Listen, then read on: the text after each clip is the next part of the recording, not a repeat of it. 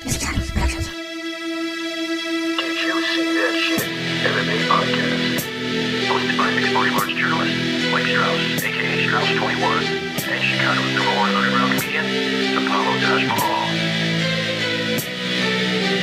Thank you for listening. My name is Mike Strauss, a.k.a. Strauss21. I'm a mixed martial arts journalist. I currently contribute to bjpen.com, Low Kick MMA, CageSidePress.com. You could find my work there as well as my YouTube channel at a.k.a. Strauss21. And of course, the Did You See That Shit Mixed Martial Arts podcast that you are listening to right now. Here is my latest interview. I hope you enjoy it. I want to welcome back Chris Leben to the show off of a huge win at Bare Knuckle Boxing. Their very first ever show, man, and you closed the deal. Phil Baroni, it was only, just about a minute or so, right? Yeah, well, first off, thanks for having me, man. Love your show. Glad to be on. But yeah, it went well. So we were talking a little bit before I started recording there, man. This bare knuckle boxing, it's really starting to pick up here, huh? Yeah, I think it's going to be a hit. I mean, you think about, what it is. You think about the average fan and what they love about, the UFC and everything else. And, you don't have to be, a martial arts expert to enjoy a good fist fight. And that's what bare knuckle boxing is. It's all the good stuff. Yeah, for sure. There was a whole bunch of stuff, leading up to it. The Brennan Ward, he obviously fell out of the fight. They got Johnny Hendricks, a new opponent there. Dakota Cochran came in and kind of saved that fight. But Bas Rutten has since came out and said there was like a lot of shenanigans going on with the pay. Thank God your fight was salvaged there. Hopefully that didn't affect your pocketbook too much, man. I know you probably don't want to speak on it too much, but did that affect you in any way financially? Luckily it didn't. I mean, I know that it was the first show. I know that there was, certain employees were there and then they weren't there, and so definitely some adversity that they had to overcome to get this production to actually go. But from what I can say, my flight out was great. They took great care of me at the hotel. My fight went well. Everything from my end was good. I know that they had to deal with a lot of stuff in the back, but, I didn't see all that. So I enjoyed my trip. I obviously enjoyed the fight and everything else. Very cool. Let me ask you, man. I mean, you've been a part of mixed martial arts for a while. I consider you one of, the founding guys around the first season of The Ultimate Fighter. Does the bare knuckle, man, does it kind of have that vibe of how the UFC did back in the day?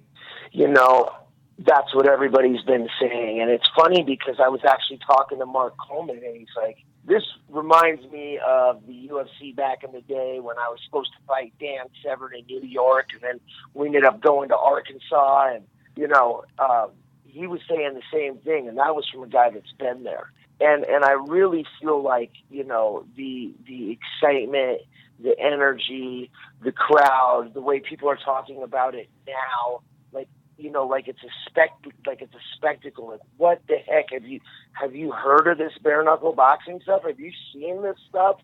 It really gives me that vibe of, when I was 14 years old watching those first UFCs and talking to my friends about it. Have you seen it? It's crazy. So absolutely.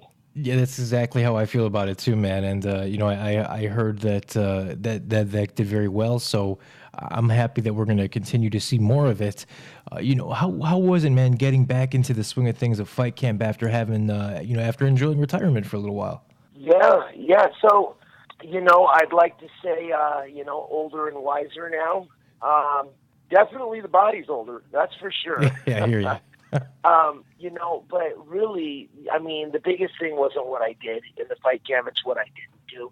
It was, those lifestyle changes that I've talked about previously. I think, everybody kind of knows my story. And just the fact that I'm in such a better place, and I'm just, my life is just based around health, and the fight camp really went well. I mean, my biggest issue was, was in the back of my head. I was kind of going like, shit, what if I do everything perfect for this fight? I train perfect, I diet perfect, and then I go out and get clipped or something. You know, it was that, you know, I guess it doesn't matter how many fights you have. You always worry about something like that happening, you know, something that you have no control over. Yeah, no, I hear you, man. People always say that. They're always like, you know, don't worry about that. It's like, listen, man, if I could control it, I wouldn't worry about it. It's the things I can't control I worry about. What are you talking about? You right. Exactly. That's what I tell people. I say, listen, if cardio is a problem, that's my fault. You know what I mean? I can control that. If I can't make weight, that's on me. You know, these are things I know aren't going to happen. But, you know, you never know. You know, I was talking to one of my coaches, Barrett Yoshida. The other thing is, you know, as you get older, you know, you drive a car long enough, you get in a wreck. And you can't unlearn that. I mean, early in my career, you know, I had this invincible thing going for me, and you see that a lot with young fighters. You know, but once you know, then you know. There's no unlearning it. Once we've had the bad thing happen before, you know, it always kind of hangs in there. Yeah, no, it definitely does, man. And you know, before we were trying to set this time up, you mentioned it has to be a certain time because you're still reffing. I find that's amazing, man. You're still refereeing, you're fighting, you're refereeing, you're a father. You're doing it all nowadays, man. Yeah, man. You know, I'm just keeping on. You know, and I was talking to my girl about it today. I'm busier now than I've ever been. You know, I'm excited. I just found out I'm going to be one of the refs. I'm going to be able to ref one of the amateur fights on the Chuck Tito card.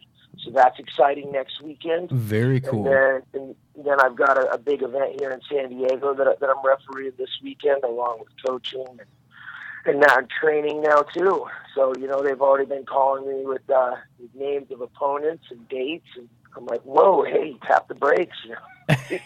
I don't want to think about that right now. You know, I want to enjoy the victory a little bit. We at least let a week go by. Yeah, right. And enjoy the holidays. Not have to starve yourself for Thanksgiving and all that. Yeah, for sure. Right. That's the thing. Even if it's far out, you know, if I have a name and an opponent, there's no way I'm not training for. You know what I mean? I'm going to be thinking about that when that Thanksgiving apple pie comes out. Yeah. I just don't want that. Yeah, right. So is it safe to say though that we will see you back, just not in the next couple months? I mean, I hope so. As of right now, you know, we came out of the fight with no real injuries. You know, my worst injury is my knuckle. Yeah, so, right. you know, as of right now, I'm healthy. You know, I competed well, and you know, everything's worked out. So, you know, as long as this show continues, you know, I'm going to continue with them. Awesome. Well, yeah, man, you looked fantastic. I mean, it's cliche, but you really, I mean, in my opinion, man, you've never looked better. You looked great out there. You know, from the very beginning of the fight, it looked like he wanted no part of you. You were marching him down, and yeah, it was fun to see, man, because a healthy and a prepared crippler is a very dangerous crippler, right? Well, thanks, man. Yeah, you know, and I appreciate what you just said, because a lot of people, they message me and they go, oh, well, Baroni didn't look good. He looked bad. And I go, but I watched him fight at King of the Cage like 2 months ago, when he knocked his guy out in like 20 seconds. You know, maybe he didn't look bad. Maybe I looked good. Exactly. Do we go with that? So I appreciate that. Thanks. Yeah. Yeah, I trained real hard for it. And it's funny, you know, the harder you train, the luckier you get. You know, I always say that, man. You take the words right out of my mouth. I always appreciate talking to you, Chris. I feel like we are cut from the same exact mold for sure. But I want to give you time to shout out your coaches, sponsors, whatever you'd like, man. The floor is yours, Chris. You know, Boardwalk Recovery, Genesis Recovery, those are two of my biggest sponsors. And then, you know, of course, my gym, the arena. If anybody happens to be in San Diego, they want to train, they want to get a private lesson, hit me up, hit up the gym. You know, other than that's pretty much it. Well, I appreciate it. As always, man, enjoy your time this evening with the fights, and enjoy your time next weekend at the Chuck and Tito card. That should be a fun time, too. Right on. Thank you. Thanks. Have a good one. You too. Take care, Chris.